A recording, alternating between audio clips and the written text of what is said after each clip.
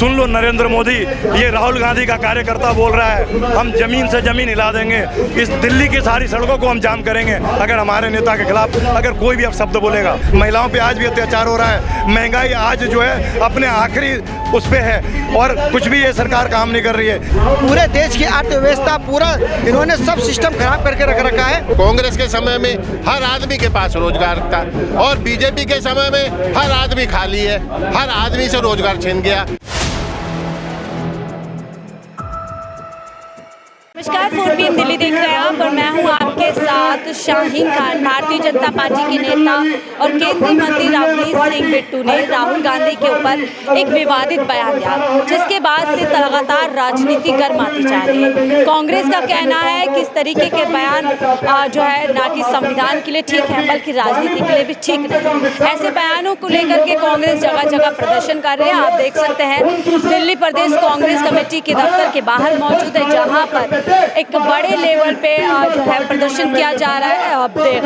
जो प्रदेश पार्टी के अध्यक्ष हैं देवेंद्र सिंह, उनकी अध्यक्षता में ये प्रदर्शन किया जा रहा है और पूरी तरीके से आप देख सकते हैं तमाम कार्यकर्ता यहाँ पे पहुंचे। इन्हीं से जुड़ते हैं कि आखिरकार इस प्रदर्शन के पीछे क्या कुछ मकसद है और इस बयान को ये लोग कैसे देखते हैं। क्या नाम है सर? मेरा नाम नबी अहमद है, मैं त्रिलोकपुरी विधानसभा दिल्ली से आया हूँ। ठीक है, आप लोग यहाँ प्रदर्शन कर रहे हैं, क्या इसके पीछे मकसद हमारा ये है कि भारतीय जनता पार्टी का एक छोट भैया नेता जिसका नाम तरविंदर मारवा है, उसने हमारे राष्ट्रीय नेता श्री राहुल गांधी के खिलाफ उसने अपशब्द बोला है। हम उसके खिलाफ यहाँ प्रदर्शन करने आए हैं। मुझे आपके इस चैनल के माध्यम से मैं उसकी शब्दों का निंदा करता हूँ और मैं ये जानना चाहता हूँ कि आखिर क्या है कि भाजपा में उनके ये नेता इस तरह की भाषा का इस्तेमाल करते हैं हमारे नेताओं के खिलाफ। आखिर किन लोगों की कहने पे करते हैं? क्या वो नरेंद्र मोदी, अमित शाह के कहने पे करते हैं या उनको छोटी टीआरपी की जरूरत है? वो चाहते हैं कि भाई राहुल गांधी को अगर ऐसा कुछ कहते हैं तो उससे हमें बड़ी टीआरपी मिलेगी और हम बड़े नेता बन जाएंगे, या तो उनकी वो है। मैं आपके चैनल के 4PM के माध्यम से कहना चाहता हूँ, जिसका नाना 13 साल जेल में रहा हो स्वतंत्रता आंदोलन में, जिसका बाप सर्वोच्च बलिदान देता हो, जिसकी दादी सर्वोच्च बलिदान देती हो, जो 4000 किलोमीटर पैदल चलता हो और 8000 किलोमीटर टोटल करता हो गाड़ियों के साथ, ऐसे हमारे नेता के खिलाफ अगर कोई अपशब्द बोलता है तो मैं उसे ये कह देना चाहता हूँ कि नफरत के दौर में मोहब्बत की दुकान जो खोल रहा है, सुन लो नरेंद्र मोदी, ये राहुल गांधी का कार्यकर्ता बोल रहा है हम जमीन से जमीन हिला देंगे, इस दिल्ली की सारी सड़कों को हम जाम करेंगे अगर हमारे नेता के खिलाफ अगर कोई भी अपशब्द बोलेगा। बीजेपी कहती है राहुल गांधी देश तोड़ने का काम करते हैं, लगातार देश को राहुल गांधी जन का नेता है, इस कण का नेता है। गरीबों की आवाज़ अगर कोई उठाता है इस देश में तो वो राहुल गांधी उठाता है। ये लोग अंबानी और अडानी के हाथ के बिके हुए लोग हैं। इन्होंने सत्ता में आने के बाद से गरीबों की आज तक बात नहीं की। कहाँ गए वो उनके नारे? कहाँ गई महंगाई की मार? अब की बार मोदी सरकार। कहाँ हुआ महिलाओं का अत्याचार? अब की बार मोदी सरकार। महिलाओं पे आज भी अत्याचार हो रहा है। महंगाई आज जो है अपने आखिरी उस पे है और कुछ भी ये सरकार काम नहीं कर रही है। ये सिर्फ अडानी और अंबानी की सरकार है। ये उन लोगों के लिए काम करते हैं जो देश के हित में नहीं है। राहुल गांधी ऐसा नेता है जो गरीबों की, मजलूमों की, मजबूरों की, मजदूरों की आवाज़ उठाता है।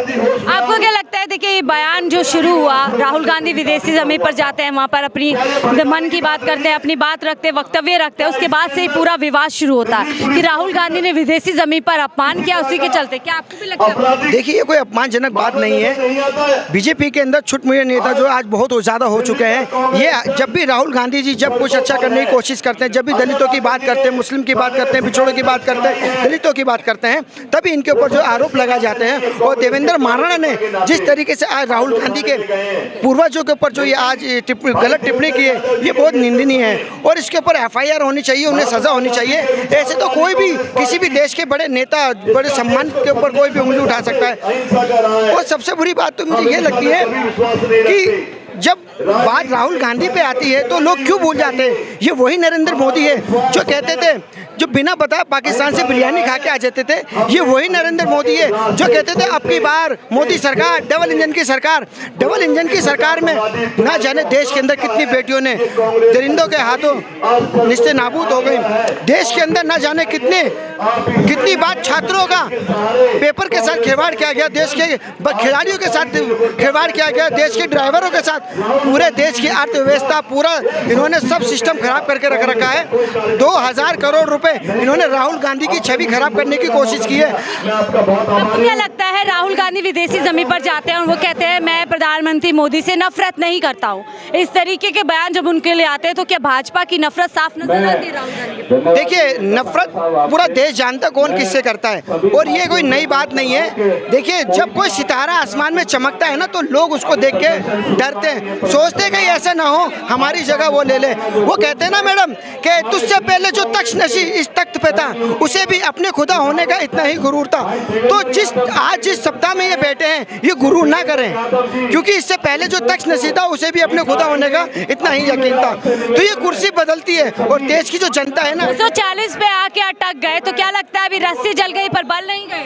मैडम, बल नहीं जाने का ना, जो इन्होंने अपने सप्ताह में जो लोगों पे कूड़ आकर्ता जो करी है, लोगों के मकान तोड़े, बिल्डोजर तोड़े और यूपी के अंदर जिस तरीके से धर्म को लेके इन्होंने राजनीति करी है, हर किसी के मकान तोड़ना, बिना नोटिस के मकान तोड़ देना, बिना किसी कंप्लेंट के किसी भी मुस्लिम समाज के या दलित समाज के किसी बच्चों के ऊपर NS से लगा देना, उनको बिना घर के इजाज़त के बच्चों को जेल में डाल देना, ये इनकी कूटनीति रही है शुरू से। ये लोगों को दबाना चाहते हैं और ये हम लोगों को पढ़ाई से, शिक्षा से वंचित करना चाहते हैं ताकि हम लोग अपने अधिकारों को भूल जाएं और अपने अधिकारों का कोई शोषण न कर पाए, इस्तेमाल ना कर पाए।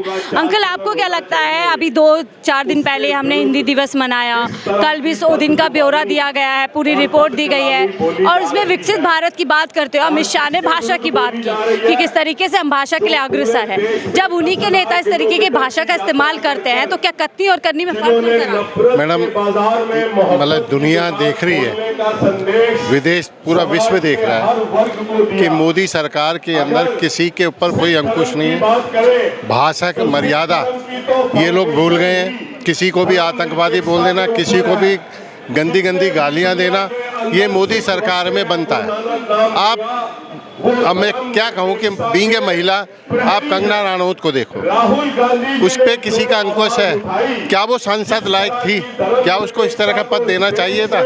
और वो इस तरह से मतलब भाषा का इस्तेमाल करती है एक सांसद होते हुए।